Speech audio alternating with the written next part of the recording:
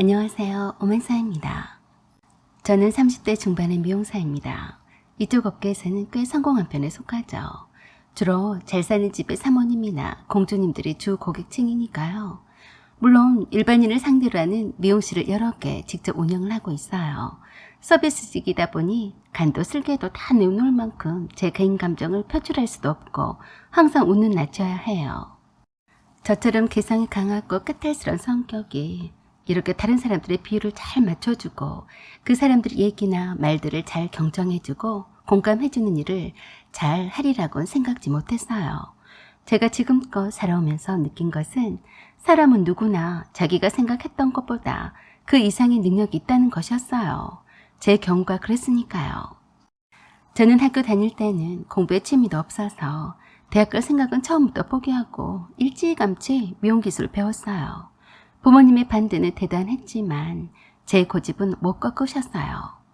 사실 부모님이 반대했던 이유는 제가 특별한 비전이나 미용사가 되겠다는 별다른 목표 의식도 없이 그냥 머리 만지는 일을 하면 잘할 것 같다는 단순한 생각을 했기 때문이었어요. 의외로 가볍게 취미삼아 시작했던 미용기술이 재미있고 성취감도 있게 되면서부터 본격적으로 미용기술을 배우게 되었어요. 제가 뭔가에 빠져서 열심히 하는 것을 처음 봤던 부모님이 적극적으로 밀어주셨어요. 또래 친구들이 대학을 졸업하고 취업 준비를 할 때 저는 이미 미용실을 2개를 운영하고 있었어요. 그리고 어느 정도 단골도 많았어요. 그저 돈을 벌려고만 한 것은 아니었고 제가 머릿속에 그린 그림대로 계속 미용실 업그레이드를 하는 것에 중점을 두었었죠. 미용 기술도 탁월해야 하겠지만 그보다도 더 중요한 것은 품격 있는 차별화된 서비스를 제공하는 것이 더 중요했어요. 그러다 보니 적은 힘으로도 매출은 가파르게 상승하더라고요. 단골 손님들의 입소문으로 해서 제 매장은 클수록 커져만 갔어요. 그렇게 정신없이 일하는 중에도 손님들이 소개해주는 사람도 여러 만났었어요. 그런데 하나같이 마음에 들지 않았어요. 제가 돈은 잘 버니까 가난해도 괜찮다고 생각했어요. 그저 인물이 반듯하고 머리만 나쁘지만 않으면 된다고 생각했어요. 그런데 그런 사람을 찾기가 그렇게도 어렵더라고요. 제가 공부에 취미가 없어서 대학에 진학을 하지 않았던 터라서 되도록이면 저를 닮지 않은 사람이길 바랬어요. 이왕이면 타오치마라고 했던가요? 제가 부족한 면을 채워준 그런 사람, 즉 공부를 잘한 사람을 원했어요. 거기에 딱 맞는 사람이 남친이었어요. 남친은 유명 대학을 졸업하고 외국계 IT 기업에 다니고 있었어요. 단골 손님이었던 내 또래 친구의 직장 동료였어요. 저는 첫눈에 호감이 갔었고 남친도 저를 좋아했어요. 특히나 남친은 미용사로서 어느 정도 확실히 자리 잡은 나를 높이 평가해줬어요. 남친은 남친의 어머니가 늦은 나이에 낳아서 남친의 어머니가 나이가 꽤 있으셨어요. 그래서 그런지 귀여운 막내 아들이라 엄청 아끼셨어요. 그 나이 때 어른들은 약간 미용사에 대한 편견이 있으신 것 같았어요. 남친이 아무리 좋게 포장을 해서 미용실 사업을 해서 성공했다고 해도 그래봤자 짜잔한 미용사라고 하셨대요. 그래서 무조건 반대를 했고 저를 만나볼 생각도 하지 않으셨어요. 저 시인하게 남친과 같은 그런 좋은 회사를 다니는 그런 여자를 원하셨던 거죠. 저처럼 머리에 서양물을 들이고 옷도 거지 컨셉 같은 점잖지 못한 옷을 입은 며느리와는 거리가 멀었던 거예요. 그렇다고 해서 저를 거기에 맞추기는 싫었어요. 나는 나였으니까요. 내가 남자에 환장한 것도 아니고 남친에 푹 빠져서 미쳐있는 것도 아닌데 결혼을 하기 위해서 저를 감추고 숨기는 비겁한 행동을 할 생각이 없었어요. 제가 남친을 마음에 들어 했던 것도 그런 코드가 맞았기 때문이었어요. 남친 집은 그렇게 잘 사는 편은 아니었어요. 남친의 아버지는 나이도 이미 지긋했기 때문에 일손을 놓으신 지 한참이나 되셨다고 했고 남친 어머니도 마찬가지였어요.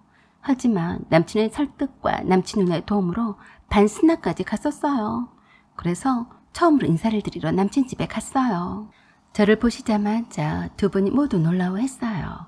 왜냐하면 노랑물 들인 머리 모양 때문이었죠. 옷차림이야 얌전하게 입고 갈 수 있었지만 머리 모양은 어쩔 수 없었어요. 그랬더니 단번에 그러셨어요. 짜잔한 미용사라고 했어요. 남친과 저는 놀랐지만 제가 침착히 대답했어요. 잘 나가는 성공한 미용사입니다. 미용사가 다 똑같이 무슨 성공한 미용사예요? 아마도 옛날 옛적에 동네 미용실을 생각하고 세상 물정을 모르는 말씀 같았어요. 그리고 또 그러셨어요. 우리 집이 아무리 이 모양 이 꼴로 살아도 수준 낮은 미용사를 며느리로 볼 순 없어요. 엄마, 그게 무슨 말씀이세요? 요새 세상에 미용사가 천하다고 하면 욕먹어요. 천한 직업이 따로 어디 있다고 그래요? 그러자 남친의 어머니가 남친을 치워박으며 말했어요. 이 학기 연서가 정신 차려. 어디 엄마를 가르치려고 들어? 꼴의 남자라고 여자한테 쏙 빠져서는 앞뒤 분간도 못하냐? 그리고 나서 저를 향해서 말했어요. 나도 알 만큼은 알아요. 요새 세상에 직업은 귀천이 없다는 것도 안다고요.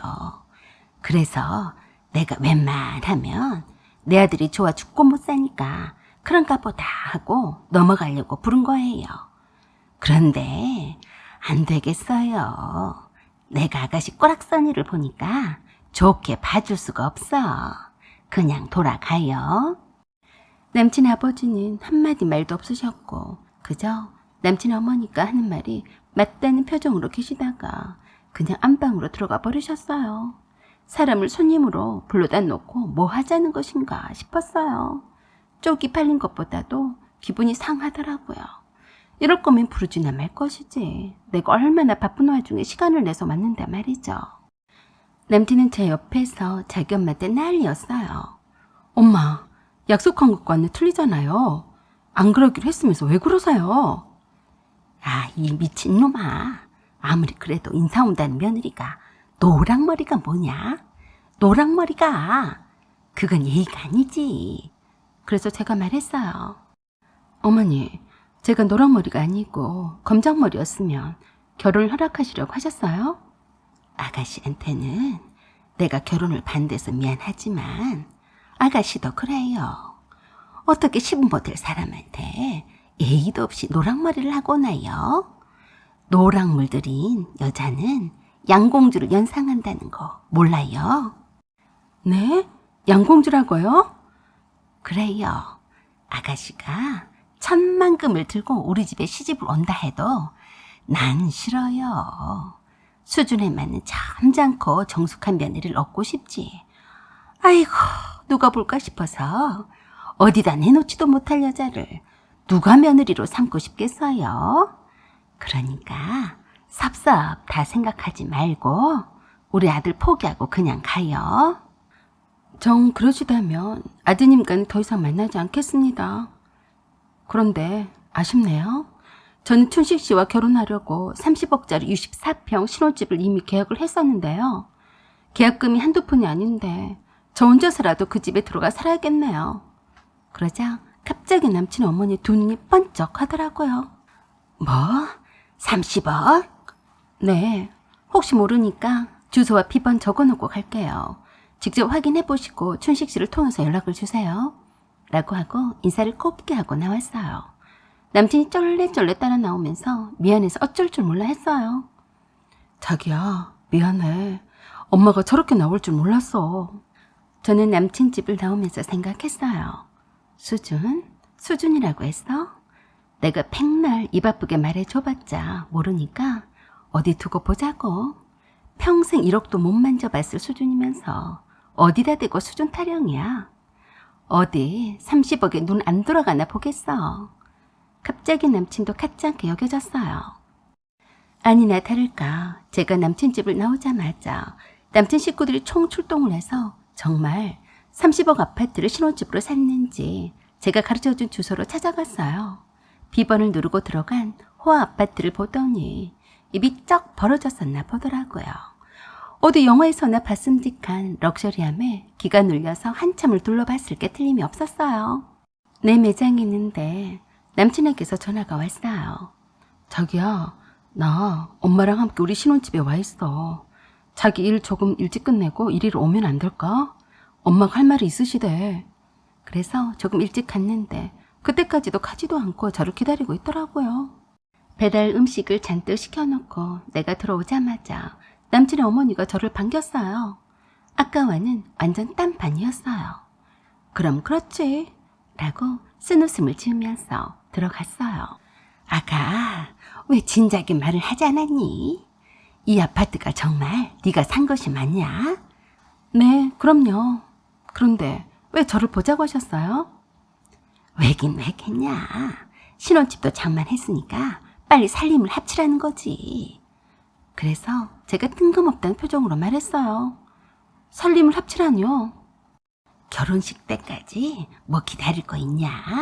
오늘부터라도 여기서 함께 살면 되는 거 아니냐? 내가 미안하다. 나는 네가 이렇게 능력 있는 줄은 몰랐다. 그래서 제가 어처구니 없다는 표정으로 말했어요. 왜 그러세요? 수준 낮아서 며느리로 못 받아들인다고 하시더니 그새 30억 아파트를 보니까 견물생심이라고 탐이 나셨어요. 그 말에 놀란 표정으로 갑자기 조용해졌어요. 저야말로 수준이 맞지 않아서 춘식 씨랑은 결혼을 못하겠네요. 그저 몸만 따라오는 검은머리 여자랑 결혼시키세요. 당장 내 집에서 나가주세요. 그러자 비굴하게 남친 어머니가 저를 붙잡고 미안하다고 사정을 했어요. 그것을 보던 남친이 자기 엄마를 끌어내서 식구들을 끌고 나갔어요. 남친도 제 앞에서 30억에 눈이 휙 돌아간 자기 식구들이 쪽이 팔렸는지 고개를 못 들더라고요.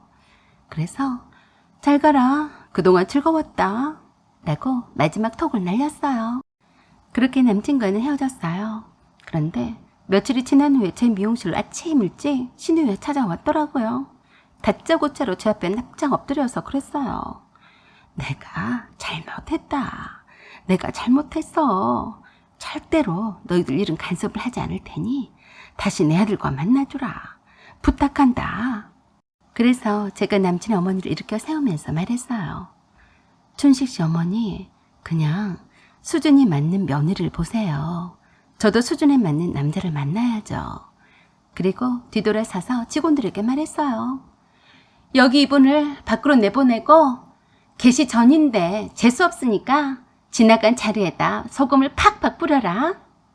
그 소리에 놀라서 직원들 여러 명이 달려들자 도망치듯이 나갔어요.